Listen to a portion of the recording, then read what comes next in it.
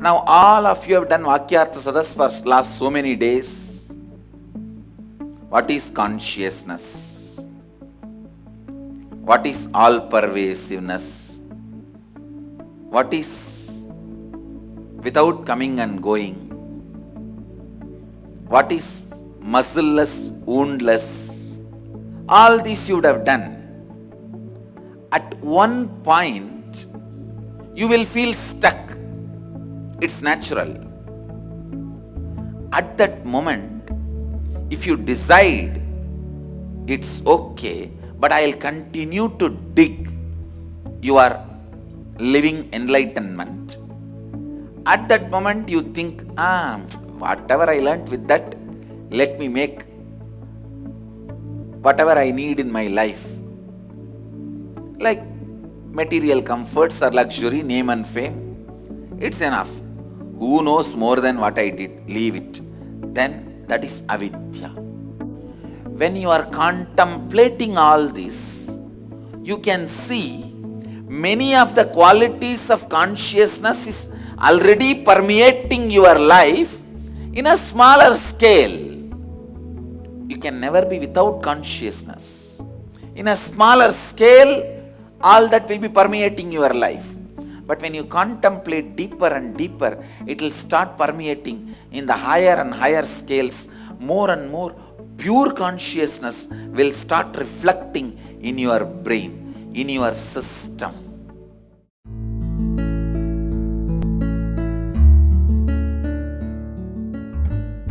But Swami told the first time you said no to knowledge is ignorance. How can it be arrogance? What I understand is it is like you become arrogant because you are ignorant. So it is arrogance comes from ignorance. When you go on encouraging your ignorance more and more, then you become arrogant. So I think that arrogance comes out of ignorance. See now, like your mother assigns you a task and then you are not able to do that, and then from that time you start deciding, so anything my mother gives like this I will not do. So this is the first time you are doing it. And and then next time when she gives something, now you will tell I will not do because I cannot do this. You give some silly reasons and you don't do. And then you see the way she responds to you and you'll feel comfortable with it. This is only ignorance. You're just doing it first time. But when you do this again and again, when you put this in every possible situations in your life and decide against the life, then it becomes arrogance. So first time you're just deciding that you will not do. You're just saying you're just deciding against life. It's just ignorance. When the deciding against the life becomes a lifestyle or a pattern in you, that becomes arrogance. But I have a question about that. See, but even when we get angry, we are using our willpower only to get angry because we're the ones who decide to get angry, right? We're using our willpower even for that. What I feel is when you're powerless, you don't use your willpower. Like when you get upset, you don't use your willpower to bring tears in your eyes and cry. What I feel it just comes because you're just powerless. So what I feel is in powerlessness there's no willpower because always a third eye only supports powerfulness, not powerlessness. And also, like Swamiji told in today's satsang, for understanding consciousness and experiencing consciousness, you don't need to believe that you are consciousness. If you just sit and internalize that you are consciousness, that understanding that you are consciousness will just like that happen. So what I feel is that if you're just settled with yourself and whenever you feel bored or when you feel tired, if you just sit and internalize, okay, if I am consciousness, then as per the consciousness, there's no such thing as boredom that exists. If this is the thing which is getting me boredom, then let me just sit and complete and make it the way I want because I am consciousness and the work which is going to happen is also consciousness. So let me just change it. So anytime when we are having boredom or laziness, so that time if we just sit and internalize that we are consciousness, we'll have the experience of consciousness at that point immediately. So what I understand is whether it is your experience or not, you having Nityananda way of cognition, you just exaggerating the whole thing on master, he'll make it happen and your whole he'll just change your whole perception and mature your whole cognition. Just adding a point, so what I feel is that if the best way for you to break your boredom and not fall prey for it is that, see, you need to have a proper ambience and surroundings around you where people will not tolerate your inauthenticity and again they make you feel that you have to learn more. So only when the surrounding is like that, then only the highest possibility is given for you to experience the highest space of consciousness and not to fall prey for this boredom and laziness. So the best way you could do is like if you are a kid, then coming and experiencing the Varanasi IA for kids and then joining Gurukul.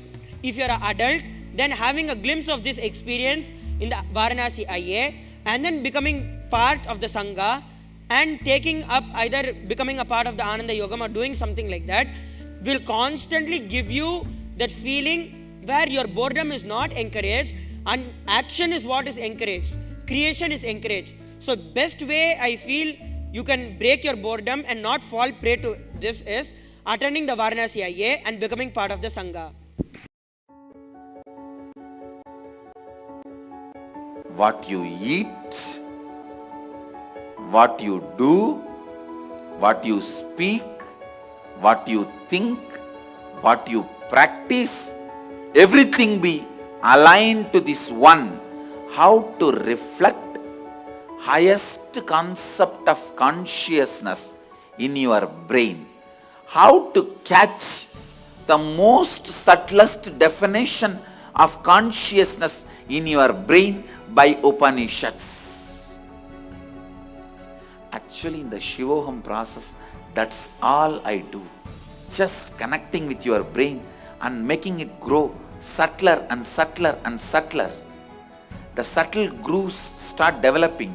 So you simply start reflecting the concept of consciousness. That is why when the moment I say Shiva, your whole body vibrates. It means your brain is catching. There are many people heard Shiva million times in many places. Their brain doesn't catch. But in Shivoham process, the moment I utter the word Shiva, so many brains and body catches it. So the moment you catch that experience, you associate automatically yourself with it. Seeing God, experiencing God as you is not two action. It is one actually. Seeing is experiencing. Drinking Ganga, taking bath in Ganga and going through that Shivoham process is the ultimate. In Varanasi, any water available for drinking, taking bath, everything, it's only Ganga water. Even if you do it in the hotel, it's only Ganga water. No other water. So whole 200 kilometers of Varanasi, it's only Ganga water. Even all underground water is only Ganga water. It's an amazing possibility to awaken the most subtlest grooves in your brain, to experience the pure definition of consciousness. Whoever is planning to attend the Varanasi May IA, please start watching the satsang every day. That will prepare you so much to experience Varanasi and Vishwanatha. So see you all in Varanasi to experience Vishwanatha with Vishwanatha.